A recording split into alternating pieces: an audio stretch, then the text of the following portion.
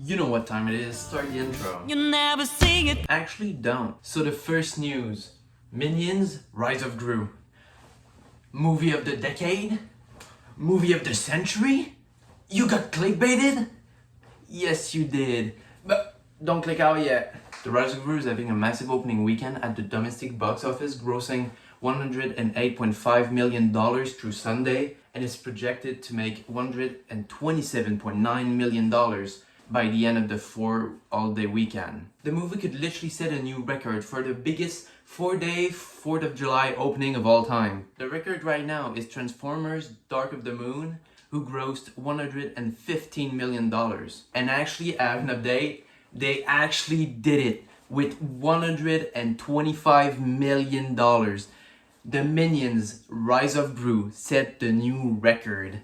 So good job for them. The second news is that New Zealand recognized an old holiday as an official public holiday.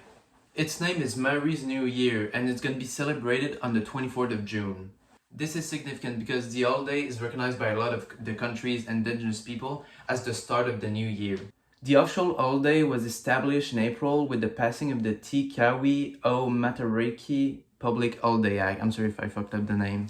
The holiday is a time for honoring ancestors, celebrating the present by gathering together to give thanks, and looking forward for the new year. Also, earlier this year, the Prime Minister Jacinda Ardern introduced a new curriculum with mandatory teaching of Maori's history and British colonialism. She also appointed the country's first Indigenous woman foreign minister, Nanea Mauta, in November of 2020. The third news is that a giant water lily in London's Kew Garden is found to be a newly identified species. The aquatic plant has been discovered to belong to an entirely new species. After 177 years in the garden's herbarium, the Victoria boliviana can grow to nearly 10 feet wide and support a weight of 176 pounds. Which is crazy. Alex Monroe, taxonomist, systematist, and botanist at Kew said, having this new data for Victoria and identifying a new species in the genus is an incredible achievement in botany. The water lily was commonly mistaken with another species called Victoria amazonica.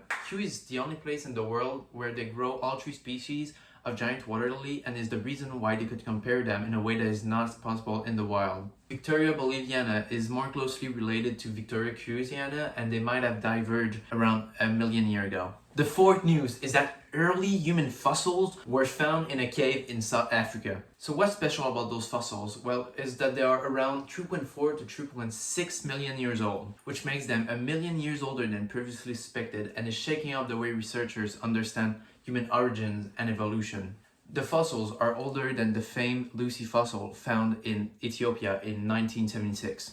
Who represented the species Australopithecus afarensis and lived around 3.2 million years ago. So just to make something clear, the new older fossils were found in the Sterkfontein caves in South Africa. Editing Oli there, I just thought I forgot some parts, I'm gonna read it. Previous research had suggested the deposit could be as young as 2 million years ago, younger than when the genus Homo first appeared about 3 million years ago. Those dates suggest that Australopithecines overlap with members of the Homo genus, the species we belong, as well as a large-toothed hominin called Paranthropus.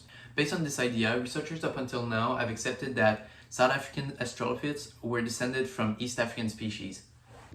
But like Darry Granger, professor of Earth, Atmospheric and Planetary Science in Purdue University also stated, what our age show is that this cannot be true because they are virtually the same age. There must be an older common ancestor. It also gives much more time for the South African species to evolve and reopens the question about the role of the South African species into later hominins such as Paranthropus. The fifth and last news. India bans single-use plastic to combat plastic pollution. On July 1st, 2022, India imposed a ban on single-use plastic ranging to straws to cigarette packets to combat worsening pollution. Also, rapid economic growth has fueled demand for goods that comes with single-use plastic products. The problem with that is India uses about 14 million tons of plastic annually, but is lacking an organized system for managing plastic waste. But there's some problem about this ban, the biggest being that the country did not give the manufacturers enough time to prepare for the restriction.